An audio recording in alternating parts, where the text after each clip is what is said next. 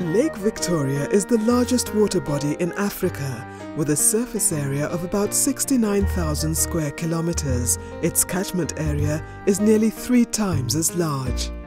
This region, described as the Lake Victoria Basin, supports the livelihoods of about 30 million people, or 1/3 of the combined population of the 3 East African countries of Kenya, Uganda and Tanzania.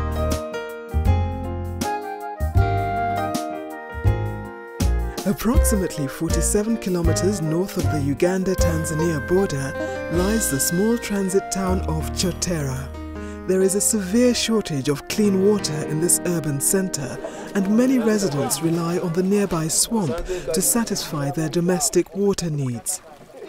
This problem was formerly addressed by an aging piped water supply system operated by the Church of Uganda. However, current demand for clean water far outstrips supply, and the church system collapsed under the pressure. In 2004, UN Habitat intervened to launch the Lake Victoria Region Water and Sanitation Initiative. This is a major program that will enable the secondary urban centers around Lake Victoria to achieve Target 10 of Millennium Development Goal number 7. To reduce by half, by the year 2015, the number of people without sustainable access to safe drinking water and basic sanitation. We have already provided improved water supply service to about 115,000 people and improved access to sanitation for about 15,000.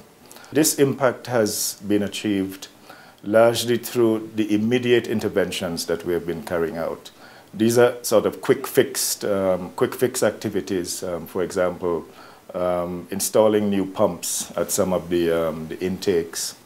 In Kyotera, the Lake Victoria Water and Sanitation Initiative stepped in to address the poor water supply and sanitation situation by designing a system based on groundwater extraction. The waterworks right now, the transmission lines have been laid. The distribution lines say we are at 82%. And the sump or the pump house, we are at the excavation stage. And we expect to cover a population of 10,000 people in Kyotera town. In addition to the exploitation of groundwater resources, other viable and sustainable alternatives for water supply are being pursued in Kyotera. UN Habitat has partnered with a local organization called Uganda Women's Effort to Save Orphans, or UWESO, to help disadvantaged groups develop rainwater harvesting schemes. Maria Nabukenya is the chairperson of a women's group called Bachala Kwekula Kulanga.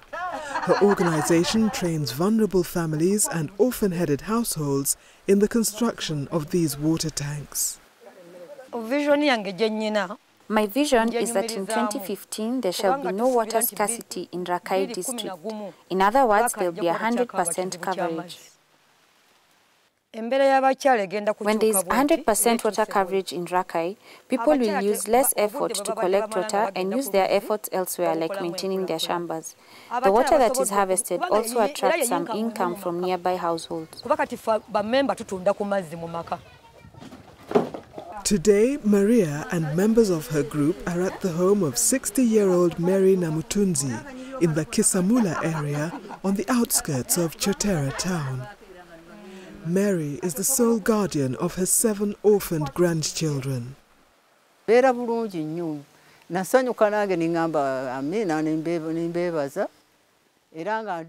been a drastic change in my life since UWESO helped me build this house and water tank. I am old and sick now, and so this has been a very big relief.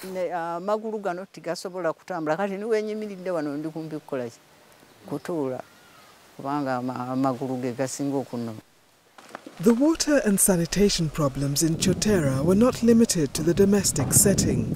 The town's old abattoir was a sight to behold and a public health threat. Animals were slaughtered on an unfinished floor. Bloody waste material was washed into the same swamp that served as a water source for the town's residents. there was no form of soak-away system. The intervention from the Lake Victoria Region Water and Sanitation Initiative is changing all this. There will be construction of the septic tank where the waste will be treated and then it will be discharged. At first, the place was too smelly, but we are expecting all those things to be not to be there. Even the solid waste, I think there will be an incinerator which will be constructed for such things, which will be burnt in an incinerator.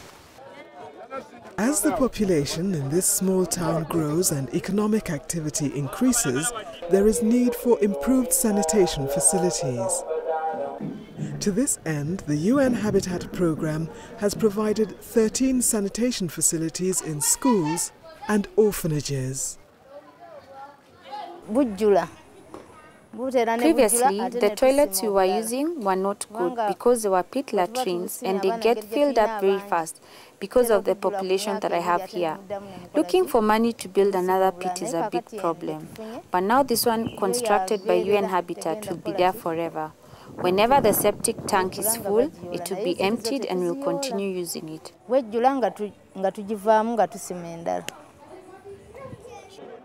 Traders at Kyotera's main market are also benefiting from new facilities. A new sanitation block has been built here, and the market is being paved to improve both the work environment for the traders and general hygiene standards. In the past, the garbage produced by Kyotera residents was not disposed of properly, but this UN Habitat programme has commissioned the design and fabrication of special vehicles that will be supplied to the Kyotera Town Council to cater for their solid waste disposal needs. We were asked, again in conjunction with UN Habitat, to design something which was small and easy to operate. We used a small Chinese two-wheel tractor with a 16 horsepower diesel engine, which is very, very economical. It will probably use 4 or 5 litres of diesel in a full 8-hour shift. And then we designed, in conjunction again with UN Habitat, the back section, the carrying section for the bins. Of critical importance to this programme is the aspect of sustainability. The Lake Victoria Region Water and Sanitation Initiative has encouraged ownership at the local level through its innovative institutional structure that involves local residents. We are the one to monitor all which has been done by the contractors on the ground and see whether all what has been done is good and is functioning well. The participation and commitment of the residents of Kyotera was critical for this programme's success, but it was just as important to have the local civic and political leaders lend their long-term support to the programme to ensure the initiative's sustainability.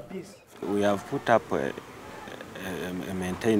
operation and maintenance policy which the council has already adopted, and we expect to strictly follow it so that we maintain those projects for the good of our people.